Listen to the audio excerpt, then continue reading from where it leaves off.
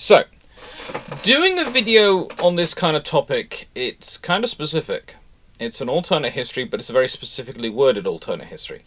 Now, I'm going to approach this as I always do with alternate histories. I'm going to start off by talking about the actual history, the First Battle of Narvik. And please note, I do realise that traditionally, if you look at books, they'll say the First Battle of Narvik is when the Royal Navy H-class destroyer flotilla turns up and gets into a fight with the Germans, but actually the First Battle of Narvik is the Norwegian ships defending Narvik. And whatever you might have heard about the land garrison and the garrison's commander, who is certainly an interesting gentleman, who if there had been different things sent out to warn the community, the Norwegian people, about what was going on, he would probably have found himself in a lot of trouble, considering how quickly he is relieved from post and the trouble he does get into with his own men, how quickly it happens.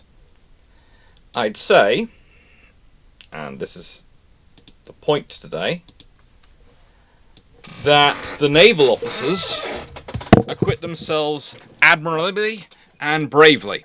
In fact, honestly, if they'd been given half a chance, I do sometimes wonder if Narvik would not have been occupied by the Germans. If it had been a situation whereby they had been, and we'll be talking through this as we go through, where they had been given standing orders such that Eidsvold and Norge had not had to separate, had not had to have one back in Narvik on telephone link with headquarters, while the other one was positioned up the fjord on its own. If they'd had the ability to support and coordinate, especially in the weather that was going on, things might have been different. I think they'd still have been sunk. They have been barely modernised and barely maintained by the Norwegian government for so long that, frankly, the Norwegian government should have all been after the war arrested and properly investigated for lack of honour and lack of duty. But we'll leave that to one side. You cannot apparently try someone on the same grounds as negligence as being a traitor. I do find it annoying sometimes, because whilst being a traitor is an active thing, being negligent in your post as a leader of a nation, I feel should carry the same weight, but it doesn't. The Norwegian government prior to World War II was criminally negligent. You could argue almost treasonably negligent of their defences, but criminally is probably a lower bar to achieve and probably viable. But as it was, you have these two ships not properly supported and there. They hadn't been given proper bulges, they hadn't been given all sorts of things, and the reason is something to do with why HMS Gorgon doesn't become HNoMS Nidaros. But we'll be talking about all that in this video. In fact, we're going to start off with that. You see, at the end of World War I, the Royal Navy turns around to the Norwegians and goes, "You know those coastal defence ships you're ordering from us? Well, one of them sunk. It got lost due to an accident. Sorry. But the other one, well, we fitted it with these massive bulges, and it's been doing great guns for us as a monitor. But do you want it now as a coastal defence ship?" And unfortunately for the Norwegians at this point, they go, no. This might be strange. Why do they go no? Are they planning on buying new ships? Nope. They now think their official reason is they're not sure they can support it and sustain it because of its width and size now with the bulges for dry docking, and that's a legitimate reason to put into it, but that's also something that could have been changed, and probably if they negotiated the British, some of these changes could have been done, because they are truly massive bulges. Look at them. It's like it's stuck whole other holes on the other side. Admittedly, this is her sister, which was lost, but the bulges were the same. 2 9.2-inch guns, 4 6-inch guns, 2 quick-firing 3-inch guns for anti-aircraft weapons, 4 3-pounder AA guns, and 4 2-pounder AA guns. That's what she's armed with by the end of World War I. That's a useful vessel. Turreted 6-inch in a star pattern, 2 9.2-inch guns, That's a ship which you're gonna have to think about before engaging. Well, into the treaty era, you are gonna have to think about that. And also, with those bulges... Well, whilst this doesn't make her invulnerable to torpedoes and mines, nothing makes you invulnerable to torpedoes and mines. Enough torpedoes, enough mines hit, you're going to be sinking. They are going to make it pretty difficult to sink you. It's going to be a case of, first salvo, we've whacked you in 3 places. You're still afloat. We have to fire a second salvo. And that's going to be an issue. But they didn't take it. But in this video, the question we've been asked, the alternate history question we've asked, is what happens if she joins the Eidsvold and the Norge in Narvik?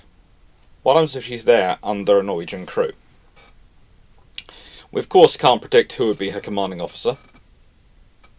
You just can't do that, because the thing is, if she's in service for that long, that's going to have an effect on the number of officers getting through at certain ranks. It's going to have a number of executive officers, a number of sort of all sorts of levels. It's going to add an extra ship, an extra set of posts, and that adds a whole extra stream of officers going up, which could change the commanders of all 3. I'm going to presume the commanders of at least 2 stay the same, but I have no idea who her commanding officer would be.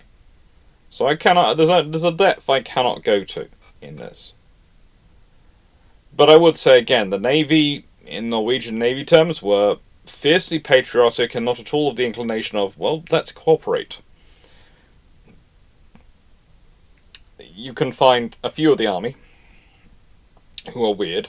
Mostly that's fear of the Soviets, fear of Soviet invasion, and also sometimes fear of purity, but leave that to one side. The Navy, it's mostly a case of, how are the Soviets coming to invade us? You know, yes, we share a bit of a border. Yes, there are issues. But, and this is the big, glorious glutamus maximus of the question, but, how are they actually going to get here? Because getting through the mountains is not going to be a long walk. They might get some territory, but not going to get far in here. And we've got all these wonderful people already up in charge, including Felicia, in charge, doing the jobs. Why do we have to, worry about these things? And there's, of course, is the classic example of the Norwegian Army officers Carl Gustav Felicia, who was considered so militant, so aggressive that the Norwegian government didn't want him to remain in command of Norwegian forces, so they promoted a colonel who would be more peaceful, and hopefully cause the Germans to be less antagonistic towards them while they fought as far as the Free Norway forces, so ends up committing suicide. That is, Felicia ends up committing suicide because he feels so dishonoured to have been removed so cruelly from post. Yes, the Norwegian government... There are few organisations which can create so much ire, and I do apologise for this in advance in this video. For me, when it comes to World War II, done the Norwegian government. Not through active maliciousness, no, through just plain incompetence and bad management. That's what makes it worse. You can almost understand active maliciousness because there's a logic behind it. But incompetence, malaise, and doing nothing... There's often no logic other than laziness. And it's an ongoing one that affects the Norwegians for a good 40 years before World War II, and I would say they slip back into post-World War II quite often. With that being said, having such a vessel as an extra 3rd vessel in Narvik would create problems for the Germans. It would mean there'd be at least 2 ships meeting them. And suddenly that means you're aiming against one or both. Are you trying to board both? And also it's far more difficult to cover 2 ships than it is 1 ship. Yes, you have plenty of ships, but they can manoeuvre more freely. And this one has 9.2-inch guns, which are in turrets and move around, and 6-inch guns in turrets which move around. And is a whole decade younger than the class which precedes them. And let's be honest, a lot happens between 1900 and 1912. A lot happens between 1900 and 1912, and to be honest, the Eidsvolds are launched in 1900. They are ordered and laid down before then. They're ordered and laid down in 1899. So there is a big difference in the technology available. And honestly, again, nothing would have been objectionable to the Norwegians turning around in 1920 and ordering another pair of coastal defence ships. Maybe to replace the Eidsvold. Because, let's be honest, there's been a massive tech change in those 10 years as well, hasn't there? But they didn't. They didn't even properly upgrade the Eidsvolds. They didn't even take HMS Gorgon, HNoMS Nidaros into service. As capable as they were going to be. This despite us her having a 9.2-inch gun 51 instead of a 24 centimeter 240mm 50 gun, which the Norwegians have built. The British relined the guns, and they would fire a 420 pound, that's 190 kilogram projectile with a velocity of 2,900 feet a second, that's 884 meters a second, capable of penetrating just over 220 millimeters of armor, that's 8.7 inches of armor, at a range of 7,000 meters or 7,700 yards.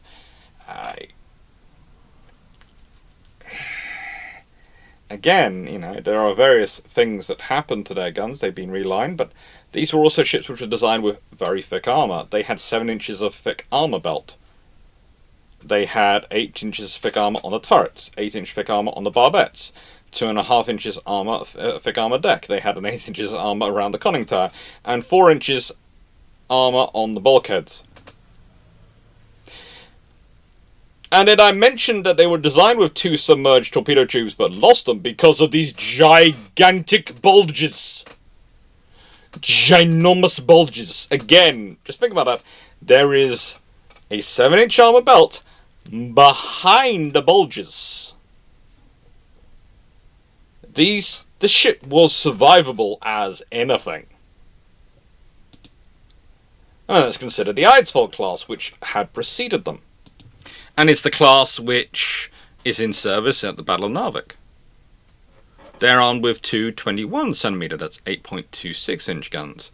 So, if we consider there's already quite a big jump between the two of them, 3 centimeters increase in gun and primary gun. They still got the 6-inch guns. That makes sense, that's useful. 5.9-inch, but, the British had relined them to 6-inch, you could reline them again to 5.9-inch. That's quite easy to deal with in terms of lining. That is quite easy to deal with in terms of lining. 8 3-inch guns, again, very nice, thank you very much. I would say that, honestly, that fits. That fits that they're being designed, and 4 3-pounders. These ships could operate together quite happily. Very happily. Both classes are roughly 5,000... well, how do I put this? The Eidsvolds are roughly 4,000 tons in displacement, 4,200 tons in displacement.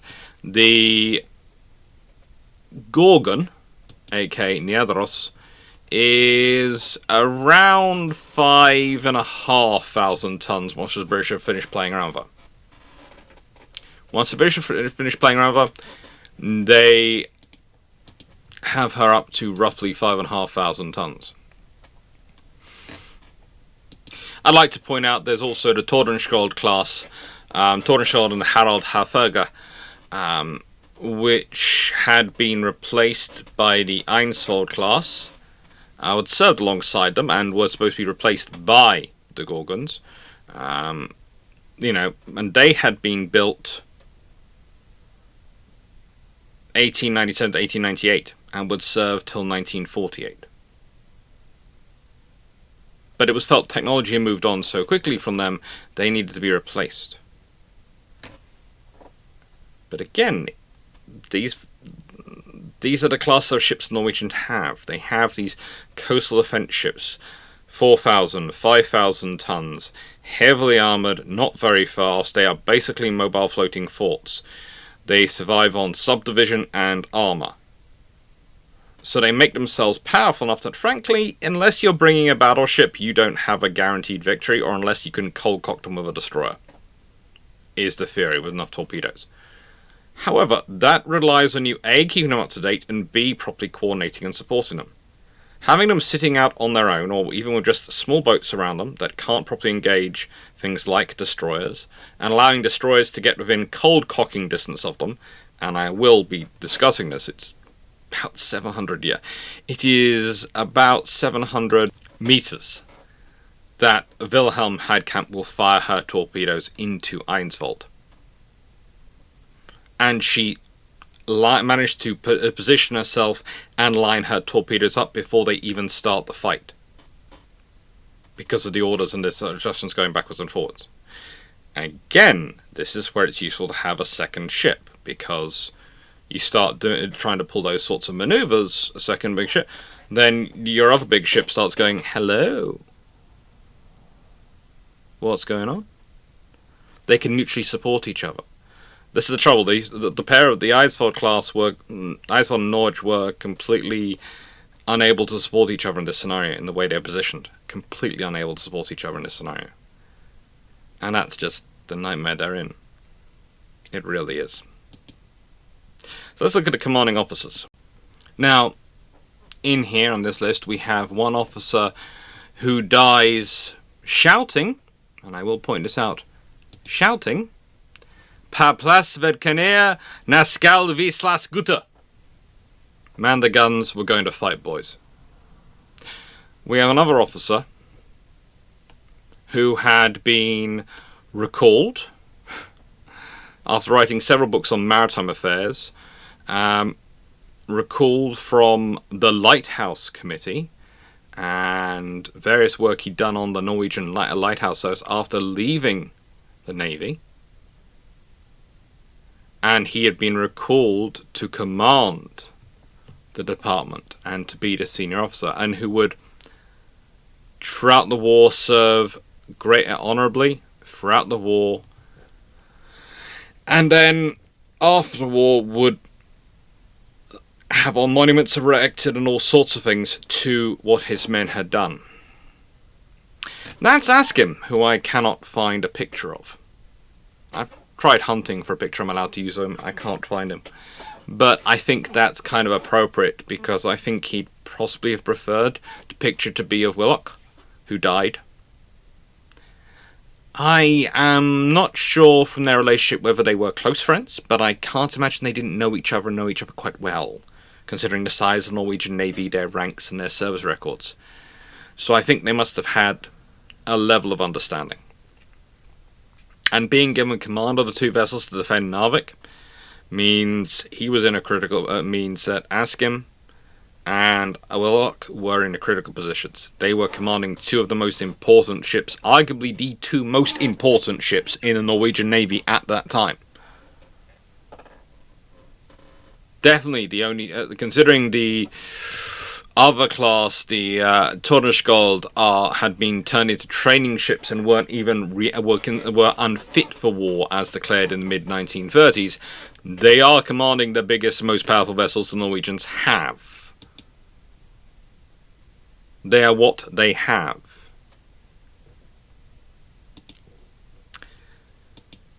Next to him, on the other side, we have Frederick Bronte, who is the Commodore in charge, or Captain C, Commodore in charge of the German forces. And he is a protege of a few officers, but primarily he is a protege of Lutyens, and it's his loss in the Narvik battles that really breaks Lutyens. Really does start Lutyens' issues and his views on the war and his problems with the war. And then we have the land forces commander for the Germans, General Edward Diet. Little. He is a capable officer. He is a capable officer. But one of the things you have to remember is that each of the German destroyers going into this operation are carrying roughly 200 soldiers. They're bringing in almost 2,000 from the 139th Mountain Regiment of the 3rd Mountain Division, which is under the command of General Edward Dietel. They have a plan, but for every ship lost, they lose. So, if you take out a destroyer, they lose 200 soldiers as well as a destroyer. You take out 2 destroyers, they lose 400 soldiers as well as a destroyer. And that starts to add up quickly. And whilst, yes, nothing we do in the alternate history is going to can change the fact that Sundlo, Colonel Conrad Sundlo, is in charge of the Narvik area. An officer described by Eric Raeder as having pro-German feelings, but an officer who, Carl Gustav Fleischer, said Colonel Sundlo immediately initiated immediate negotiations for a ceasefire and withdrew the troops to Framnes. The Germans occupied the city and Norwegian troops were surrounded between the Germans and the sea. The division commander, who was in East Finnmark, was notified about the situation by telephone, and he ordered Colonel Sundlo's second-in-command, Major Omdal, to arrest Colonel Sundlo. Which happened. It happened. It's also worthwhile noting that roughly 8,500 people, military and civilian, would die in fighting in and around Narvik during this period, and that Major Sigurd Omdal and Sverre Spildes managed to try and escape from from Narvik on 9th of April with 200 soldiers, but are defeated by German forces which had seized Bornfell Station. Now, Bjørgvin is on the Swedish border, and it's a route they were trying to get to go and operate from, probably. But yes, it was an interesting operation. And there was plenty of will to fight. This is something else which has to be stated. There is plenty of will to fight. There's just problems in actually fighting. All these officers had different skill sets. I would say Commodore Bonte is the one who's most out of his actual comfort zone, because he's been trained to be a destroyer commander in the North Sea and the Baltic, where he has room for manoeuvre, and he's now caught in a fjord. There are many things which happened during these battles and subsequent operations which showed his problem and showed his lack of familiarity with confined space operations. Not that anyone really does have a lot of experience, a lot of studying about it, but I would say when he does find himself fighting a properly organized, a British force which has been trained in close quarters fighting, they have an advantage because they've trained heavily in close quarters fighting. And that's one of the reasons why the German destroyers suffer so much in the 3rd and final Battle of Narvik. They get annihilated, but they get annihilated for inflicting very, very limited damage in comparison. Yes, Eskimo loses a bow, but honestly, Eskimo considers her bow a auxiliary addition. It's a shield. It's a sad loss of life, but it is something which, when you consider they lose whole ships, and all of them, it's a different scenario. With both of the Norwegian naval officers, you've got 2 officers who had a fairly hefty amount of experience. Both had commanded multiple ships, both had a distinct understanding of the situation and knowledge and capability to involve in it. They had years of experience. If Per Askim is a good example, after he'd left the Navy,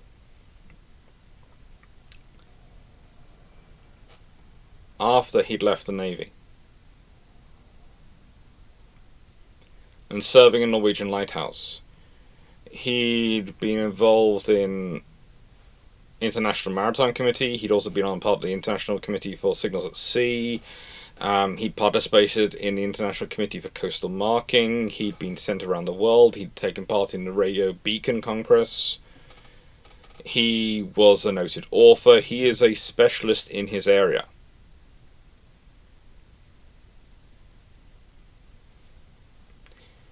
He's well worth discussing these things with. So let's consider the Battle of Narvik. The First Battle of Narvik. Now, unlike some officers, when you get command of a new ship, you can immediately go, oh, she's perfect, and have rose-coloured eyes. I am sure when Willock took command of the Eidsvold, and that is what this discussion will focus on, I'm sure he did think he had a wonderful ship. But he also had a practiced eye. He understood what he was looking at, and he knew the realities of the situation he was in. Him and Askim both beg, borrow, I wouldn't say steal, purloin, acquire, whatever they need to get as much training done as they can physically get it done. Once they start actually getting funding to do training, they're even better. They're racing up the training. Gunnery. They shot the guns so often that, frankly, there were members of the crew who were worried that they were going to shoot the guns off the ships. They were doing everything they could to train them, to get their ships ready. After years and years, decades of neglect, they were doing their best to get them ready for a battle which they knew was coming.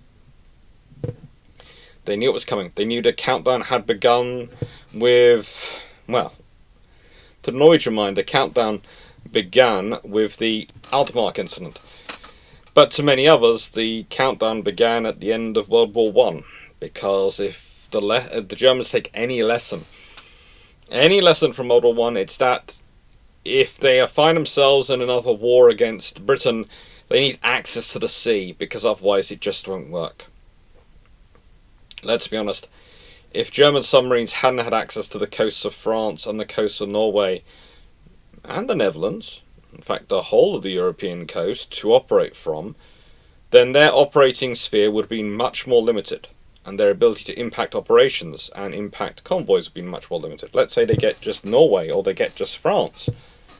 That's going to change their operation characteristics of their ships a lot, and their boats a lot. Because, let's be honest, if you've not got Norway, well, you just take the convoys as far north as you can. And suddenly it makes it far more difficult to intercept them when they're coming in running north at the furthest end of your range. Ditto if you get Norway but you don't get France. Admittedly, then you've got an ongoing ground war also to deal with, but you bring the convoys south through the centre of the Atlantic. You bring them as south as you possibly can, and bring them up, so that they don't they don't come into the intercept range for that long. So these were important things for the Germans. They're important things for the Germans. And then you consider the task force being sent to them. Every single one of those destroyers, they are critical units for the Kriegsmarine. They are critical units. They don't have enough destroyers. They have barely any light cruisers. They have nowhere near enough heavy cruisers. And they certainly have nowhere near enough destroyers. In fact, if any navy is less prepared for World War II than the German Navy, then, frankly, I haven't seen it yet. Of the major powers, there are probably some minor powers, and there's, of course, Norwegian Navy itself as well, which are definitely going to rank in there. But for a major power involved in World War II, the Kriegsmarine is the least well-prepared navy of any of them. Especially in terms of what's actually being constructed. The Treaty of Versailles had done its job. There's no shame in that. I see people sometimes arguing against this, unless they don't go, no, the Treaty of Versailles was designed, as far as the British were concerned, to strip the Germans of the ability to build and maintain a navy over the immediate period, and to cause them to have to rebuild from virtually scratch whenever they'd eventually do decide to do it. It achieved its job. That's nothing bad for the Germans. It's just, you can't fudge these things. as easily can some areas of land power, and especially infantry, and number of police you have, etc. With that all being said, this battle does show just how much hubris the Germans have in them, realistically, because on the 9th of April, Willock took the Eidsvold out of Narvik harbour to position itself north on the Framsodden Peninsula. Shortly from there, they receive radio messages from the patrol boat, the Kelt, which is out Otterford, relayed via the Norge that 9 German destroyers were sailing towards Narvik. The 10th destroyer was apparently delayed and lagging already behind the German force. By 0400 hours, visibility was so poor that the Eidsvold couldn't see land, although they were 500 meters from the shore. Willock therefore ordered his ship to raise anchor. At 0415 hours, the first 2 German destroyers were spotted. They were challenged by Willock. He signalled the lead destroyer. The ships replied to the light signals. Eidsvold fires a warning shot from one of her 3-inch guns. As a result, Bronte sends an emissary to Eidsvold. This officer tells Willock the Germans were coming as friends, that the Norwegians had to hand over their warships to German armed forces so that they could protect them, and that they were there in their brotherhood. It's just a wonderful phraseology. Yes, you must disarm and hand over all your weapons to us because we're here as your friends. Frick it off! Willock asked time to consult his commander, always helpful, playing for time. Askim was aboard the Norge. The Germans tried to refuse this request, but unfortunately, whilst Willock had been talking to the German officer, his radio officer had already been communicating to Askim what was going on. Askim's response to the German demands was to open fire. Willock responded to Askim, "I am attacking." The German officer was allowed to leave, and as he left, he fired a red flare-up, revealing the position of the ship he'd been on, highlighting it. And while they'd been talking, the Wilhelm Heidkamp, the German destroyer, had positioned themselves 700 meters, 770 yards off the port of Eidsvold, trained her torpedo launcher on the ship, and fired a full spread of torpedoes.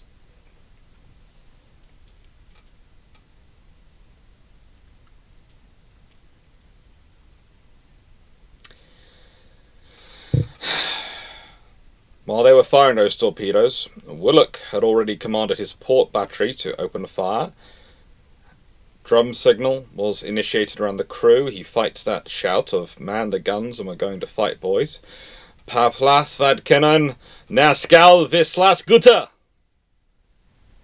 And they closed the distance to the Wilhelm Heidkamp to 300 meters before her guns opened fire and before the 3 torpedoes struck her. That's how long it took the Germans to actually notice flare, even though they'd trained the torpedoes to actually launch them and fire them. To me, that speaks of a lot of bad training on the German part. We'll leave that to one side. One of those torpedoes managed to hit the main ammunition hold, teared Eidsvold in half, killed a lot of her crew, and meant the survivors had to swim in the water just above freezing. She broke in 2, sank in 15 seconds, and only 6 of the sailors aboard survived the sinking of the Eidsvold. Willock wasn't one of them. But the battle wasn't over. Norge heard the battle raging. Askin was silently furious. He wasn't with his ship. He wasn't with his command. He was off having to play radio tag with the ministry because no one would give him a sensible set. No one would give him a sensible set of orders. No one would give him a sensible set of rules of engagement. So he's having to play radio tag with them to try and find out what's going on and what he's supposed to do. Who he's supposed to be fighting? Is he supposed to be fighting? And so a ship's being lost. They hear the explosions. At 04:45 hours,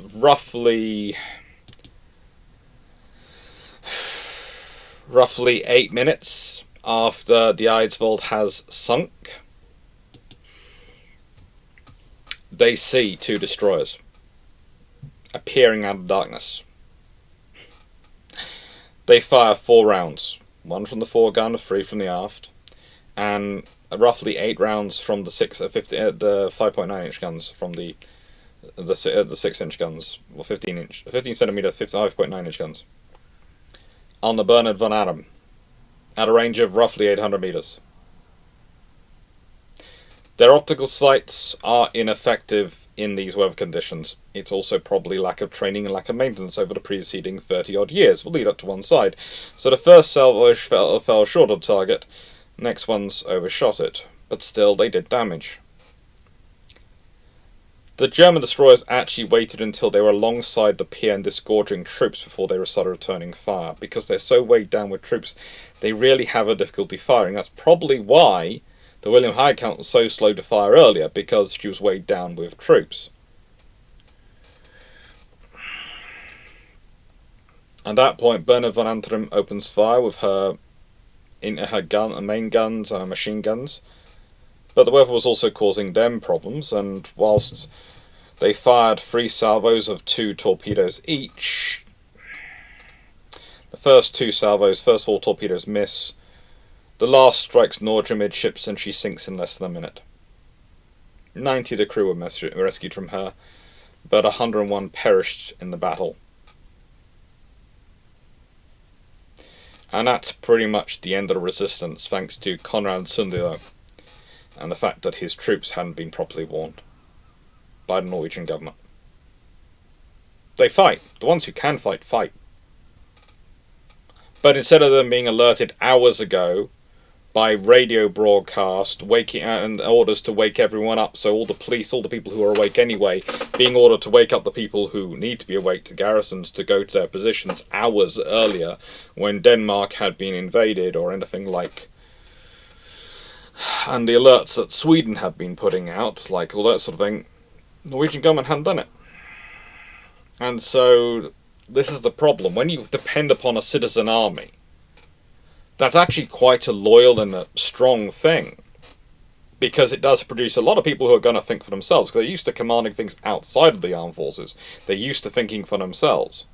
It produces difficulties in some ways in terms of training, cohesion, but it does produce a lot of officers who tend to be quite independent thinkers, and NCOs who are going to be independent thinkers. So it's very difficult for a senior officer to take command and abuse authority in such a force. But that's only if they're active. If they're not activated, if they're not there on site, they can't do anything. So, no ground force alerted, and the ships both sunk. And both of them, let's be honest, were criminally weak against torpedoes, because if we go back to these pictures, look at them and go, they have some defences, but their defences are period against torpedoes. And there's certainly no bulges. There's certainly nothing like this thing had. So, that's what we'll be asking after the Shameless book log. So, Shameless book log. Well, hopefully by now you know we're going to Japan soon, and all funding for that will be gratefully received for the shipshape crew, because it always costs. We make these trips as cheap as we can do, but they do cost. They work out more sensibly for us to do as a group, but that also adds to the cost. The thing is, the flights alone are a huge chunk of the bill for these long distance trips. I love them though because of the amount of history we can learn and start spreading out, and the things we can start doing and sharing, and the things we learn. And it's all thanks to you as possible. This channel's all thanks to you as possible. I can't believe though that this year, the way things are structured, literally I go away and I come back and let's say we go away, it was supposed to go away end of September, out for most of October, come back, have about a couple of weeks, and then I have a conference at King's where I'm presenting, and then I have the following go at the Historiathon for this year, where I'm going to be doing 96 hours. So it's going to be a lot of stuff taking place this year, it's all thanks to you. All this stuff is all thanks to you. All this stuff is possible thanks to you. So thank you. You're very kind and very helpful, all of you. Thank you for making it possible. And yeah, shameless book plug. This is the book I've currently got out. Another book should be coming out this year. He says should be. It'll come out. It'll come out. I'll be happy with it. I'm going to be making sure it's all uploaded to Kindle Direct Publishing and everything over the time in Japan, so it should be good. Thank you for that. Thank you. So, we've now got a third ship. Well, that helps things somewhat. It does help things somewhat. Not a lot, but it helps things somewhat. It means that we would not be sending out the Eidsvold alone. The Eidsvold would come out with company. And yes, there could be other ships as well with them. Some smaller vessels, but it's unlikely.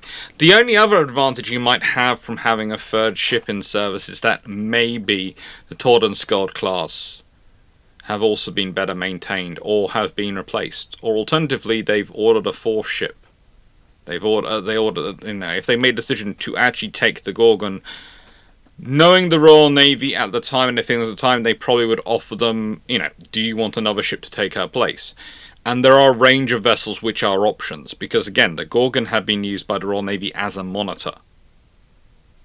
So there are options, including ships with 14-inch guns. Interestingly enough, historically, the Abercrombie class, which are the 14-inch gun ships I was talking about, well, Gorgon is actually scrapped in 1928. She's decommissioned in 1919, but she's not scrapped till 1928. The Abercrombie class are mostly... Raglan was sunk in 1918, but Havelock was scrapped in 1921, Abercrombie scrapped in 1927, and Roberts scrapped in 1936. All are 14-inch guns. All have a pair of 14-inch guns and some other weapon systems on them. The Abercrombie class are pretty respectable monitors. Would they work as coastal defence ships for the Norwegians?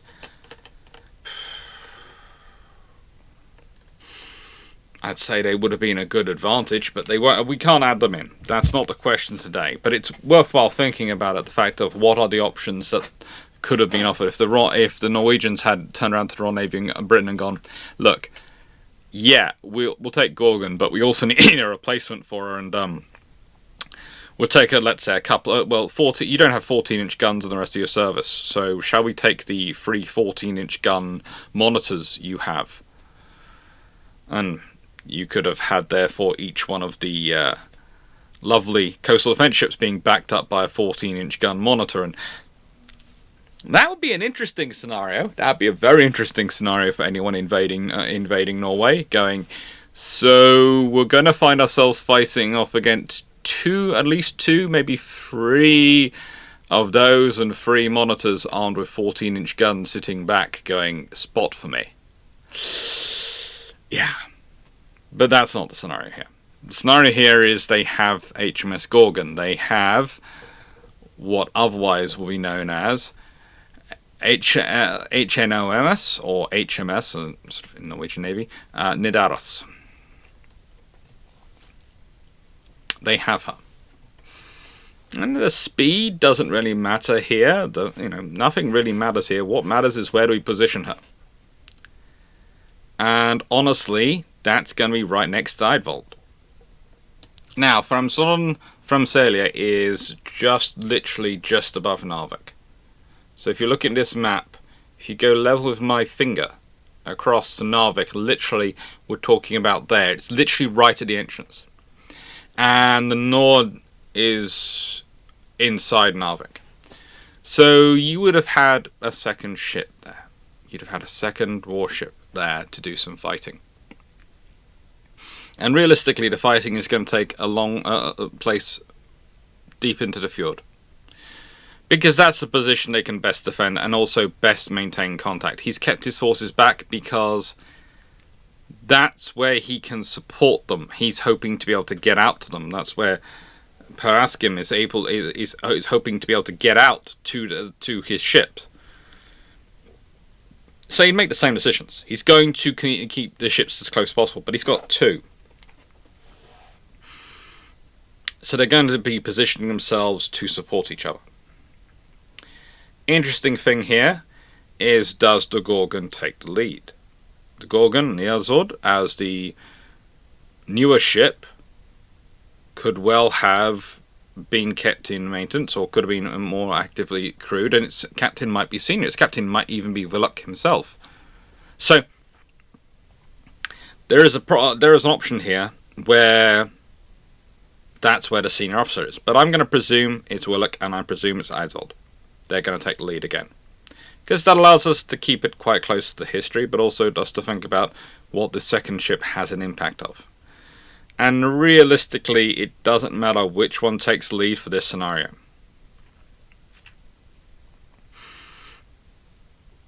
But those two ships will be positioned there.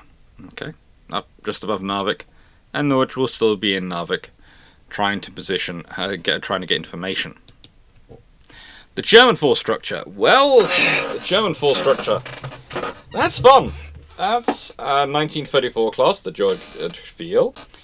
4 1934A class and 5 1936 class destroyers. They are fairly well armed, fairly well organised, and fairly well led. And honestly, they are also the maximum they can risk sending. So they're going to be it, and they're going to be loaded with 200 troops each. But that's still 10 destroyers versus 3 coastal defence ships. Now, the scenario here that can become problematic for the Germans is the fog. Okay? The Norwegians have trouble with it in aiming, so do the Germans. The Germans also have difficulty, as was revealed in that battle. In this scenario, though, the Norwegians have the equivalent of a tank. And I'm talking a D&D campaign tank. Something which is designed to take damage and keep on going. You see, the problem is basically going to be, and this is why I don't have the Eidsvold taking lead. I have the Eidsvold still taking lead, and rather than having the Gorgon Nidaros taking lead. If that takes lead, and that's the first whack of the torpedoes are against those bulges and fail, then you have 2 coastal defence ships targeting in on a destroyer. And if a 9.2-inch gun, and while a 9.2-inch gun is getting ranging, or at this point it's point-blank range for those guns, they only have to be fired on pretty much a flat trajectory, and they're going to hit their target, and they're going to start causing kinetic damage. So if you make it the second ship, then hopefully they still target the Eidsvold, and that, whilst that's not good for the Eidsvold crew, it does mean you don't then have the scenario of going, well, there are now 2 ships wandering around. Because that's the problem. The Germans target the Gorgon and hope that it'll make the Eidsvold surrender, and they fail to take out the Gorgon in the first wave, and they've taken out, let's say, 2 German destroyers in that fight in the fog, because the other destroyers can't assist. Then they are free agents coming and wandering along into the harbour, wandering around into the harbour behind the other German destroyers, which are wandering to get past Norge. Norge puts up a fight for a few minutes. Imagine if there are two more ships there. Suddenly, multiple German destroyers are going to end up getting fought back in those few minutes. And then you've got the fact that those coastal defence ships can start providing support to the troops ashore, and rally points for the Norwegian defenders to rally around. So whilst, yes, the Germans might still, thanks to the the particular Norwegian colonel, get command of Narvik harbour. They might not. They might find themselves in a situation where they've lost enough supplies and lost enough troops on the ships that they lose the battle completely. But that is me rolling 6s and 6s and 6s on the side of the Norwegians. It will be. So let's consider what the most likely scenario is. Well, I should say that the most likely scenario is, of course, all 3 of the Norwegian coastal defence ships are going to get sunk. Even the Gorgon, with its modifications and advantages in terms of bulging, is not going to be able to take an infinite amount of shells and an infinite amount of torpedoes. You can't build a ship that way. But it can take quite a hefty amount of damage to put down, and this is where you start to get problems. The odds are in the same scenario that the Germans do come up and start doing what they're doing, and they approach Eidsvold, and some things go down on with Bullock the same way. But if the commander of the Gorgon is in any way, Nidaros, is in any way similar to Paraskim and Wilcox, which, let's be honest, is likely to be,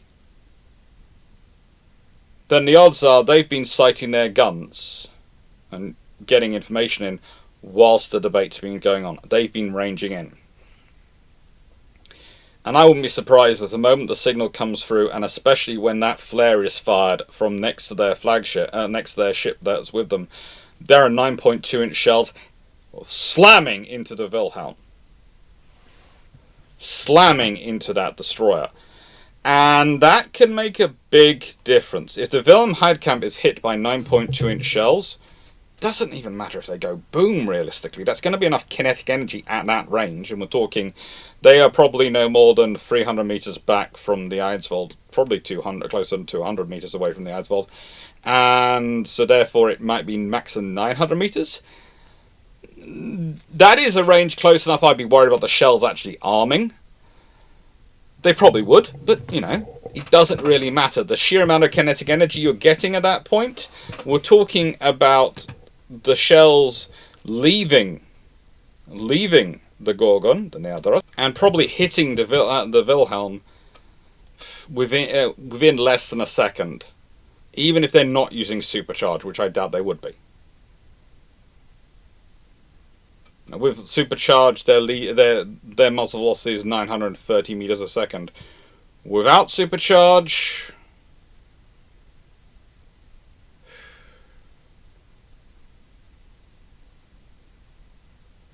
they'd have been capable. Now, admittedly, they'd have possibly been relined to fit the Norwegian ammunition handling, but I still don't see it taking up that long. We're talking very short distances. And whatever gun she's firing is more than likely going to be enough to do the damage. Now, with the pace of firing of the Wilhelm Heidkamp, that probably means she doesn't fire. Maybe they brought in a second destroyer to back her up and face off against the Gorgon, but I don't think the Germans will have done. They're wanting to race the troops into harbour. They want to keep this force tied down as minimally as they possibly can. So, there's no heroic winning of the battle here. There's just a simple shell fired, and whilst the Eidsvold had been busy dealing with the meeting officer, the Nidaros, the Gorgon, had been busy going, you know what? I think I'm just going to point my guns in their general direction, or sight my guns very quickly. They're training their torpedo tubes. I will train my guns. We'll see who wins this one. With that scenario, you now have down to 9 destroyers. Realistically 8, because one is still lagging. And 3 coastal defence ships moving through the fog. And they are probably going around to go back towards the harbour and assist the Norge. Now the Germans will still be landing, But at this point, they've got 2 ships moving, firing their 6-inch guns. Their accuracy is not going to be great, but they're again in the fog there. The German accuracy isn't going to be great, and they're maneuvering and they're firing. Now, as I said before, my strong suspicion is that the sheer amount of torpedoes on the German side means the Germans ultimately win this. And they put them down like they put down Nord and they put down Eidsvold historically. And Nord might well still go out the same way. But the thing is, firing 3 salvos of 2 torpedoes at a single ship makes a lot more sense when there's only 1 ship engaging you and there's not other ships coming round fast. And you have to remember, it's a good few minutes between the Eidsvold sinking and them engaging the Nord. And that's Nord firing, not them firing back. They don't fire back till after they've reached pier side and started escorting troops. Which is also time for Nidaros and Eidsvold to come round and join the Nord. Now that is more of a problem. If you get all 3 ships cooperating together, they can provide mutual support. And again, the odds are in your favour with your torpedoes. Their odds are in favour as the German forces with their torpedoes. But every ship they lose is going to be a loss of troops as well as a loss of the ship and a loss of supplies. And I would also say there is one thing for that colonel to justify to himself, Sundlo, that he is surrendering to a few thousand troops. If he's surrendering to 400 or 600, especially with the overwhelming, if any of the coastal defense ships have survived and are sitting there providing fire support, he's now in a lot of trouble. He's now in a lot of trouble. And that could well cause him to have a far shorter thing than just being taken prisoner and eventually arrested and tried on treason and various other things. No, it could mean he just goes straight to the bullet as an option. With that as the case, what happens? My guess would be that the German destroyers which are pierside get destroyed in the fight, but probably so does Nord. Eidsvold and Nidaros are coming out of the fog, so they can blend in and blend out, but the fog is their survival blanket and their Achilles heel. The Germans will be communicating loudly on radio, explaining to each other what's going on, and so they'll be the ships will be having their torpedoes out and will be trying to fire torpedoes. And it's the torpedoes which are going to win. So I'd reckon Eidsvold's probably next to go. Let's go, she's got barely any torpedo defenses. If Nidaros, aka Gorgon, doesn't get many hits, just gets 1 hit and then another hit and then another hit, slowly, one at a time, her bulges can probably keep her going for a long time, and she's going to rack up an impressive kill list. Her guns, coupled with her survivability below the water, is probably going to cause the Germans to consider ramming her as an option. Most of the times I've run this as a simulation, the odds are the Germans lose between 6 and 7 destroyers in this fight. And the other 3 do not get away well.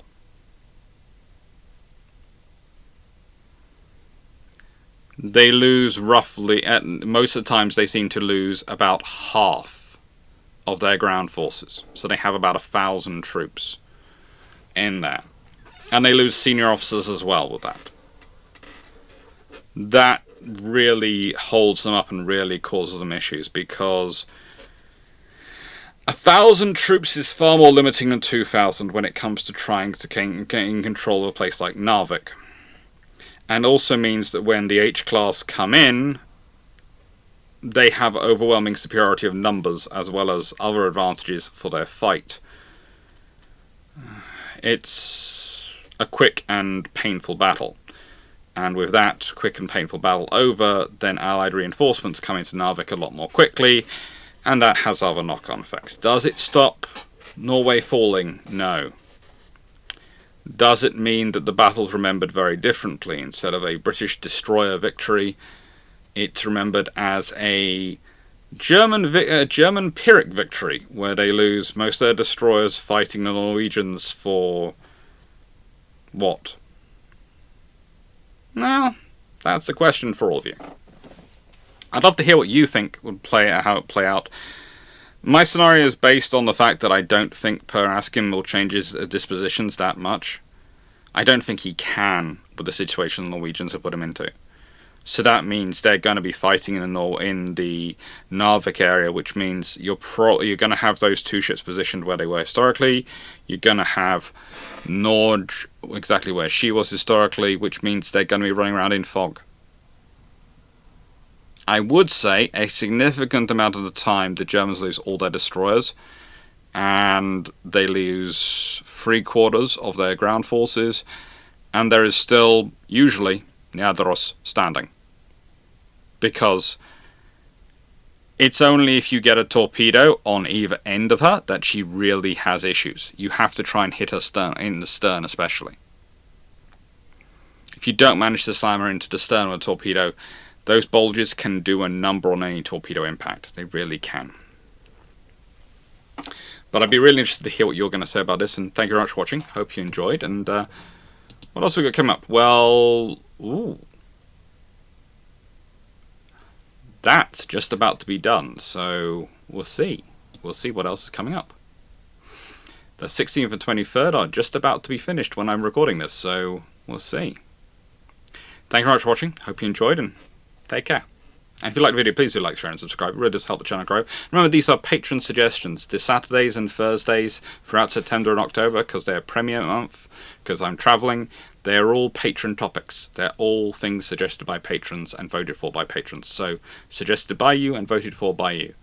It's really interesting how all these questions come in. Thank you very much, and take care.